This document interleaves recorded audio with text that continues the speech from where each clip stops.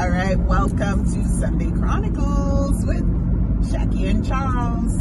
And we are taking you along for the journey.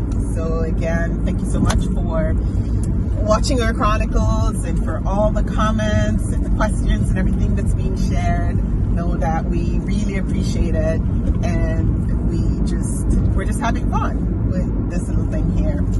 All right, so let's see. We are going to, I guess, talk about the lesson for a little bit, and then whatever else comes up. And first of all, let's say happy Super Bowl Sunday. And as you said today, make sure you're cheering on your Super Bowl life, right? And you also said in the lesson, if you don't have a boo for Valentine's Sunday, what did you say? Don't be sad. Be your own boo. Be your own boo. Be your own love. And encourage yourself. Okay? Which is the closing song for the day. Which is the closing song for the day. So, guys, Valentine's Day can be very touchy for, people who might not have a significant other or different things, right? Some emotions can come up. And the encouragement is just to love on yourself, be gentle with yourself always, compassionate with yourself always, and choose to cheer yourself on for Super Bowl, right? Let's all make a pact to have a Super Bowl life, even though we're going to be watching Rihanna. We're going to be watching Rihanna. Is that your highlight? Yeah, that's my highlight. You can watch the game and prepare the food and stuff, and I'll stay up for the halftime with Rihanna. Yeah? Okay. All right, so today was a doozy, guys. Like, this whole series has been a doozy. Today was a doozy. I don't even know where to go with this one, but the title for this lesson was Everyone is on their own soul journey. Everyone is on their soul journey, and it's on their own soul journey, and it's a doozy because then it's asking us to stay out of other people's business, really. To an extent. No, that's what I said. It's asking you to stay out of people's business and what they're up to. But so many of us have opinions and judgments and thoughts about why our partners and the people in our lives, or children, etc., are doing what they're doing. But it could be a possibility that it's coming from their soul path, their journey, right? Yeah.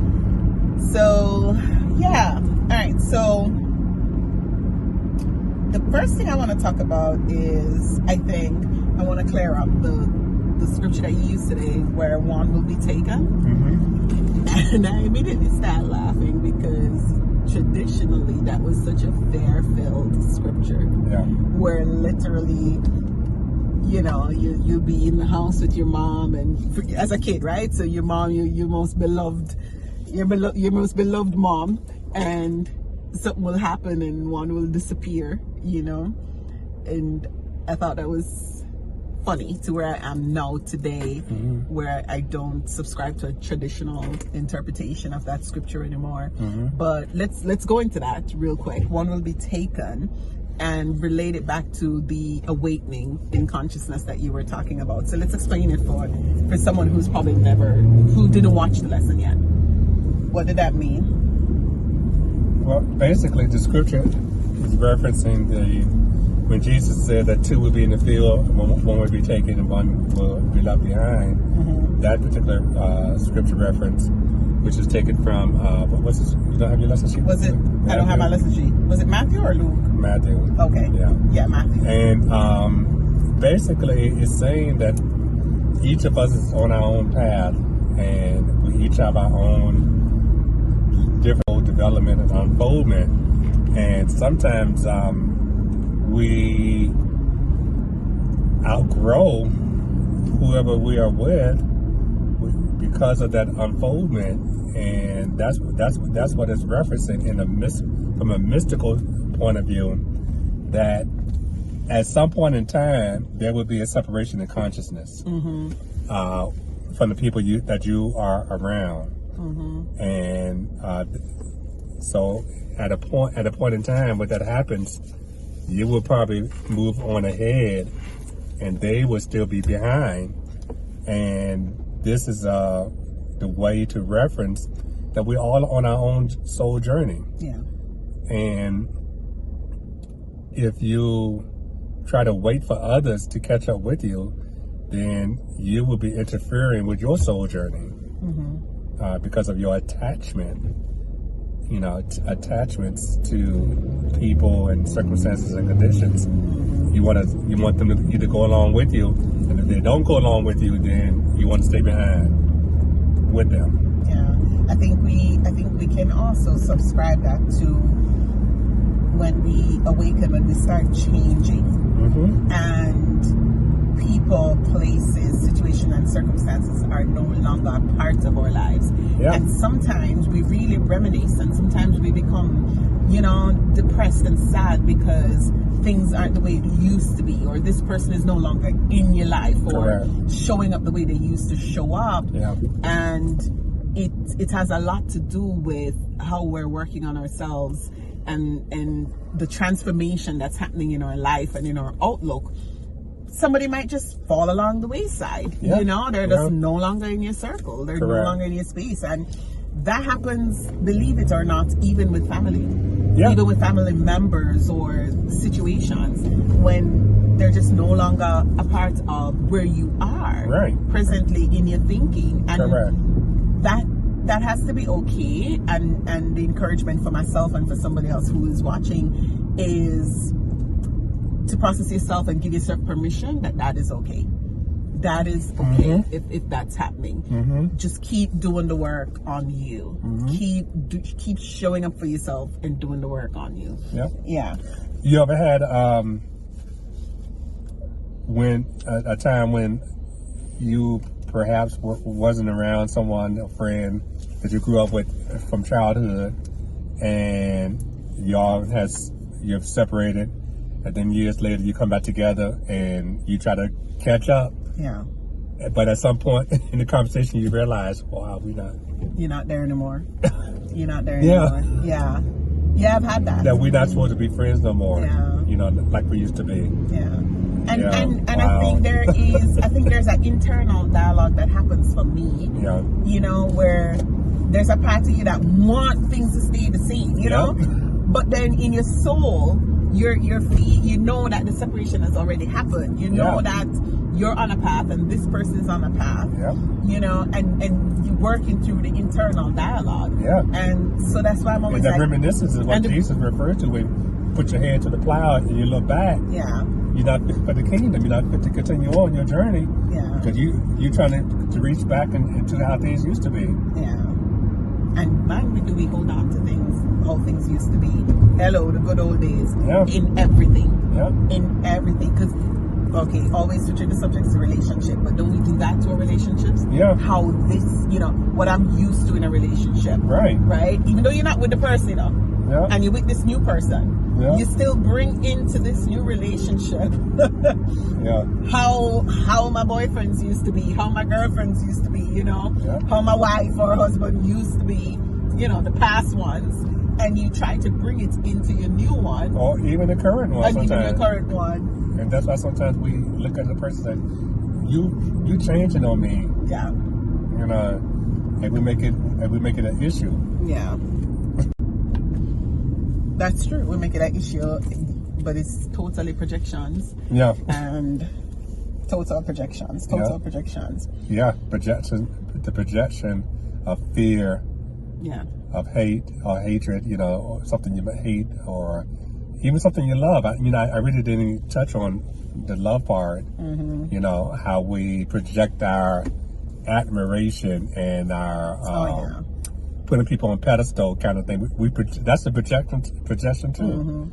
That we love something about someone else, but we don't see it in ourselves. Yeah. If you love something about someone else, you admire them or whatever. Yeah, you can own it.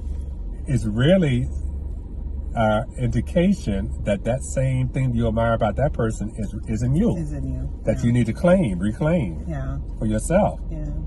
The dark and light. That's the work we did in shadow work. You know, being trained as shadow coaches, both of us. Dark and light, and being able to see, because a lot of times too, let me tell you, it's so easy to recognize that that person is a bad person, that person is, you know, a cheater, liar, all these different things, but we don't see the same things in our own self and in our own experiences. Correct. The truth is that the good and bad that we project, and also the light and the pedestal and the things that we appreciate, all of it makes up a part of who we are. Yeah. Because you can't see what you don't have. Correct. You know, you can't see what you don't have. So, yeah. All right. So, one of the things I want to go in, and it's really big. Relationships are a laboratory where people come together with the maximum opportunity to grow. For mutual growth. For mutual growth. That's the key. For mutual growth. Right. Let's talk about that a little bit. Yeah. Not just for your growth, but for their growth too. Yeah. You know, but that growth is not always a bed of roses. You know, that opportunity to grow together, Yeah. It's not always a bed of roses, because what's that really saying is that your stuff is going to come up. The stuff that you need to look at, the stuff you need to reveal, as I said last Sunday, the stuff you need to reveal to yourself so you can feel your way through it and experience your healing. Yeah. Reveal, feel, heal. And a lot of times when our stuff comes up, again, we put it on the other person. That the other person is making me be a certain way, making me mad, making me upset, making me whatever. When really it's your stuff that's coming up to be looked at and healed. Yeah. And when we say stuff coming up, we're really talking about the irritations, right? Yeah. The upsets that we feel, right? The triggers that we're having from the other person. And I also want to say that this statement is really important to all relationships, even our family relationships, or loved one, significant others, in our communities, on our jobs, or co-workers that we're working with pretty close, right? All of these relationships give us an opportunity for us to grow. Yeah. Now, you talk about mutual growth.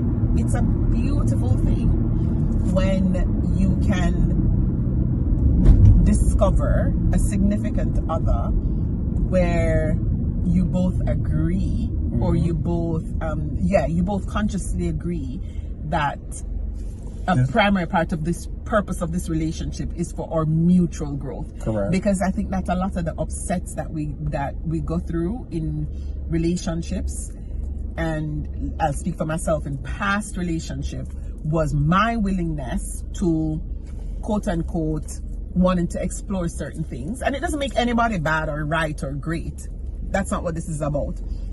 But when one person is on path A and one person is on path C, you know, one person is a circle and one person is a square, which I talk about in the Loving Me Challenge book, trying to fit that together creates a lot of disruption, irritation, upsetness, anger, all these things that you're working through in the relationship. It's a beautiful thing when you both can be okay with mutual growth and agree to it. And agree to it. That's the key. That's the key.